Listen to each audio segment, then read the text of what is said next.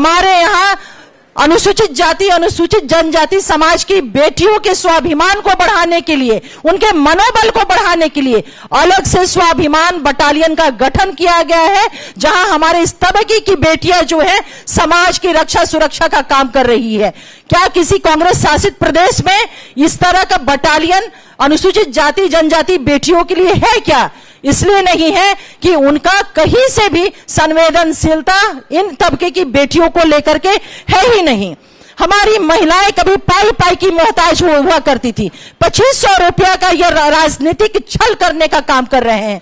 मैं आपका ध्यान आकृष्ट कराना चाहती हूं, ये वही बिहार है और ये वही समाज है जब बिहार की महिलाओं और बेटियों के परिधान में पॉकेट नहीं हुआ करता था। क्यों? क्योंकि उनको पैसे से क्या लेना देना है, ये एक हमारी समाज की मान्यता थी। लेकिन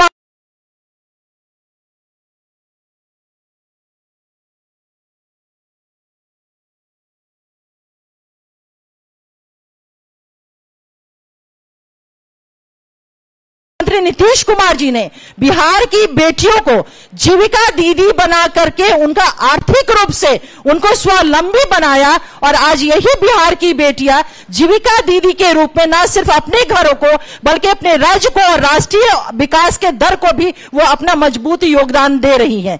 कांग्रेस बताए कि उनके शासित राज्यों में क्या उन्होंने इस तरह का काम किया है? आप सोच लीजिए कि हमारे आदरणीय मुख्यमंत्री नीतीश कुमार जी की संवेदनशीलता, माइनॉरिटी कम्युनिटी की बच्चियां जब परित्यक्ता हो जाती थी, उनको तलाक हो जाता था, उसकी भी चिंता हमारे माननीय मुख्यमंत्री नीतीश कुमार जी ने की है। हमारे समाज में महिलाओं को दुर्गा के रूप में, सरस्वती के रूप में, देवी के रूप में हम पूछते रहे हैं, लेकिन इनकी सूद लेने वाला जब इनका शासन काल रहा है, क्या कभी इन्होंने इस चीज की चिंता की है?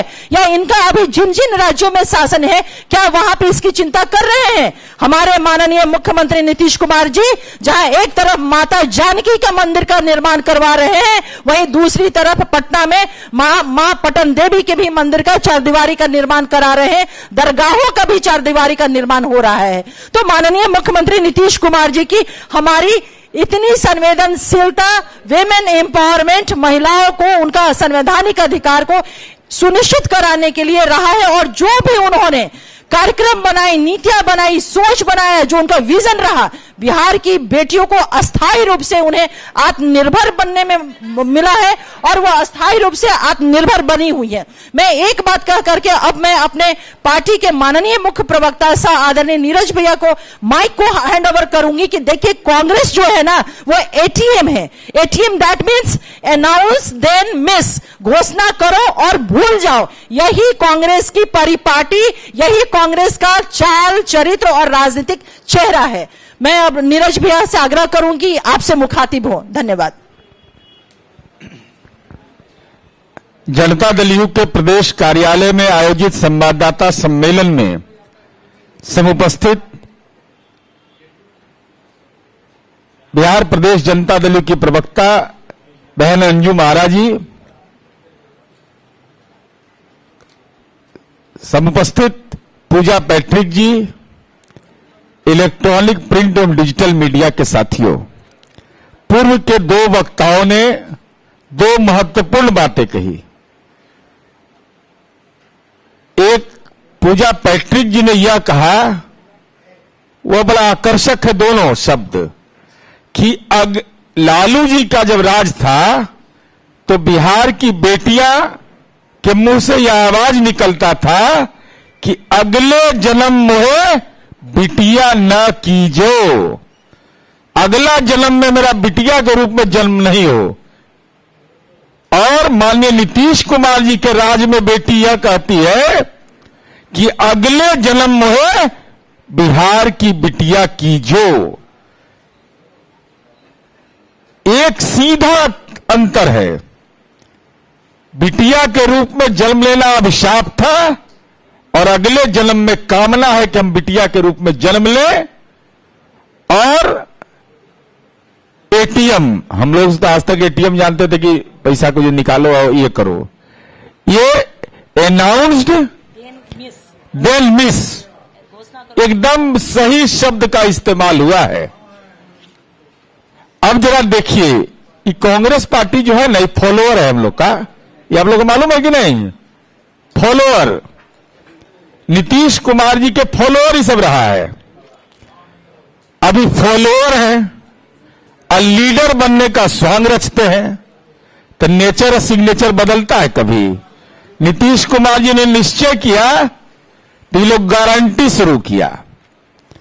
अब गारंटी में एक अलका लांबा जी आई, लॉन्च की बिहार, सदाकत आश्रम आई, प्रेस कॉन्फ्रेंस किया, कर्नाटका मॉडल ठीक से जा देखिएगा। ये बिहार है। सदाकत आश्रम केवल कांग्रेस का कार्यालय नहीं, आजादी के आंदोलन में लड़ी गई भूमिका, स्वतंत्रता सेनानियों के किए गए कृत्य, उसका वो उदाहरण है। राष्ट्रपिता महात्मा गांधी जो हमारे देश के नायक हैं, उनकी कर्म भूमि का एक उदाहरण है इस स्वरूप में कि उनकी नीतियों को क्रियान्वयन के लिए कांग्रेस का गठन हुआ था। वहां असत्य बोलते हैं, फर्जीवाड़ा करते हैं, झूठ बोलते हैं। अलका लांबा जी ये बिहार है, नालंदा की धरती के लाल, जिसने कर दिया धमाल। माननीय नीतीश कुमार जी राज्य के मुख्यमंत्री हैं, कि मजिस्ट्रेट चेकिंग में पकड़ा गई। अभी कहती है कि कर्नाटक में हम 1.1 करोड़ महिलाओं को हर महीना, याद रखिएगा, और वीडियो निकाल लीजिएगा, मेरा भी वीडियो और उनका वीडियो दोनों एक साथ चलाइएगा। 2000 रुपये हम गृह लक्ष्मी योजना के तहत देते हैं। इससे बड़ा झूठ कुछ भी नहीं है। हम लोग को भी लगा कि हो सकता है जरा जांच उच करें। हमको लगा कि लालू जी के संगति का असर है कि कम झूठ बोलता हुआ, ये तो और कड़ा झूठ बोलता है सब। अब सच्चाई क्या है जरा देख लीजिए। दिमागी लाल का क्या इज़्ज़त का है। गारंटी किया कि कर्नाटका की हर महिला को 2000 रुपया प्रति महीना देंगे, और नियम बना दिया कि जिस घर में पत्नी मुखिया होगी घर की, उसी को मिलेगा। अब मान लीजिए कोई घर है किसी परिवार में, पति पत्नी और बच्चे मुखिया, और पति घर का मुखिया है जो राशन कार्ड से एस्टेब्लिश होगा, तो पत्नी को 2000 रुपया नहीं मिलेगा। तो जेंडर डिस्क्रिमिनेशन हुआ सीधा। पुरुष और स्त्री के बीच एक विभेद की रेखा हो गई। यह कैसा कानून है भाई कि महिला को देने की बात कहे और यह बोल दे कि मुखिया महिला होगी घर की तभी मिलेगा, और उस घर की बेटी है, उस घर की महिला है, अगर पुरुष कमाता है तो उसको नहीं अधिकार यह प्राप्त है। ये एक फर्जीवाड़ा नंबर 1। फर्जीवाड़ा नंबर 2, अगर महिला के पति की मृत्यु हो गई और वो महिला घर चला रही हो, जैसे बाहर मजदूरी करती हो, तो उसे ही पात्र माना गया, तो ही उसको मिल सकता है। अब जरा सा देखिए, देश के अंदर में 2 SC/SC का रिपोर्ट आया। 2.1 भारत सरकार का सामाजिक आर्थिक जातिगत जनगणना, जातीय गणना, जिसको डंप यार्ड में डाल दिया, ये सब आज तक जारी नहीं किया। अगरबत्ती दिखाता है राहुल गांधी से लेकर सब, मल्लिकार्जुन खड़गे से लेकर सब अगरबत्ती ले आके दिखाते हैं कि रिपोर्ट हम ही बनाए हैं, जारी नहीं किए। उसके अनुसार कुल मुखिया परिवार कितना है? 14,94,466।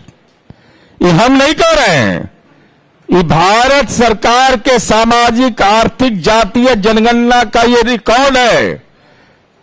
तो और जनगणना 2011 में जो हुई उसकी रिपोर्ट कहता है कि 19,65,022 कुल घर है जहां महिला मुखिया परिवार है। तो 14,94,001 बोलता है और 19,65,001 बोलता है। आई अलका लांबा बोल दी कि 1,01,00,000 के दे रहे हैं। तो करोड़ समझ में नहीं आता है कि लाख समझ में नहीं आता है, या अंगणित कमजोर है। दोनों में एक ही बात हो सकती है। आप कह रहे हैं कि हम 1,01,00,000 महिला को दे रहे हैं, और जनगणना कहता है कि उस राज्य के अंदर में सामाजिक आर्थिक जातीय जनगणना कि 14,94,486 को परिवार है जिसकी महिला मुखिया है। इतना बड़ा फ्रॉड क्यों? ये आंकड़े की हेराफेरी क्यों, बाजीगरी क्यों? चुनाव में तो आपने वादा किया था हर महिला को देंगे, उसके बाद आपने नियम बदल दिया। नियम बदलने के बाद आप बिहार में आके असत्य बोल के चली गई कि 1 करोड़ 1 लाख परिवार को दे रहे हैं। अब परिवारों का संख्या हमारा नहीं रिपोर्ट है, आप ही की सरकार की रिपोर्ट है, जिसमें भारत के सामाजिक आर्थिक जातीय जनगणना में 14,94,466 और जनगणना में 19,65,022, तब 20 लाख से भी कम आदमी के दे रहे हैं। अब पड़ाका छोड़ दिया कि 1 करोड़ 1 लाख के। ये महिला होकर के महिला का अपमान करती है, अब समझ लीजिए। अब देखिए, हम लोग भी देते हैं योजना, सब लोग को अपनी सारी सुविधाएं, किसी जाति धर्म की महिला के साथ कोई हम लोगों ने कभी भी अनाधिकार किसी ढंग की चेष्टा नहीं की कि उसके साथ डिस्क्रिमिनेशन हो। अब कौन कौन इस मापदंड के बाहर आ गए? तो चुनाव के समय ज्ञान नहीं रहता है। राहुल बाबा, विदेश में आप पढ़े, विदेश में आपका ननिहाल, तो स्वदेश का ज्ञान कुछ रखिएगा ना। इस देश के कानून का नहीं जानकारी है तो उस समय क्यों नहीं बोला था कि जो इनकम टैक्स से बाहर रहेगा उसको नहीं देंगे, जो गवर्नमेंट जॉब में है नहीं देंगे, जिसका हस्बैंड अगर इनकम टैक्स देता है जीएसटी में पंजीकृत है, तो ऐसे परिवार की संख्या जो आयकर देता है, ऐसा हाउस होल्ड 1,25,593, जो सरकारी नौकरी में है 47,764, जिनके पति आयकर देते हैं, जीएसटी देते हैं, वो इसके बाहर है। तो कटौती के बाद मुश्किल से 10 लाख महिलाओं को ही इस योजना की पात्रता है। अब चलिए आगे बढ़िए। ये तो आंकड़ा का आपको फर्जीवाड़ा हम बता दिए। कहां तो दावा था कि 1 करोड़ 1 लाख, और खोजे तो मिला 10 लाख। उसके बाद क्या कहता है? कहीं योजना कहती है कि एपीएल और बीपीएल कार्डधारी को लाभ मिलेगा। अब एपीएल कार्ड है, एपीएल कार्ड है, आप लोग भी मीडिया से जुड़े हुए लोग हैं, जरा गांव घर में पता लगा तो एपीएल कार्ड है, भारत सरकार के सिस्टम में बंद हो गया, तो ये आधार भी आपका झूठा और भ्रामक है। अभी पैसा माल कहां से आया सो देख लीजिए। क्या कर रहा है, कितना बड़ा गुनाह ये लोग कर रहा है, आप समझिए। मैं ऑन रिकॉर्ड आरोप लगा रहा हूं कांग्रेस पर कि जो दलित और आदिवासियों के लिए योजना जो बजट में स्वीकृत किया गया था कर्नाटक सरकार के द्वारा 2023 में 7,881 करोड़ रुपया और 91 लाख दलित और आदिवासियों के तयशुदा बजट में का जो बजट था उसको ट्रांसफर कर दिया। जो मिलना चाहिए था दलित को, जो मिलना चाहिए था आदिवासी को, उस पैसा को इन लोगों ने, कांग्रेस की सरकार ने गृह लक्ष्मी योजना के तहत डाइवर्ट कर दिया। सवाल नंबर 1, क्या दलित की महिलाएं महिलाएं नहीं है? क्या आदिवासी की महिला महिला नहीं है? इस योजना को आपने क्यों डाइवर्ट किया? कोई इस राशि को विचलित किया जो दलित और आदिवासियों के लिए चिन्हित था। 6 महीना से पिछला जोड़ दिए, मई महीना है अभी। बिहार का लोग सब जगह रहता है, हम लोग को रिपोर्ट कर देता है तुरंत। 6 महीना से बोहनी नहीं हुआ वहां, 1 रुपया खाता में किसी के नहीं गया है महिलाओं के। और 20 मई 2025 कर्नाटक के उप मुख्यमंत्री डी शिव कुमार ने कहा, हमने कभी नहीं कहा था कि पैसा हर महीने मिलेगा, जब पैसा होगा तभी देंगे। इसका मतलब योजना स्थायी नहीं है, पैसा मिलने की कोई गारंटी नहीं है।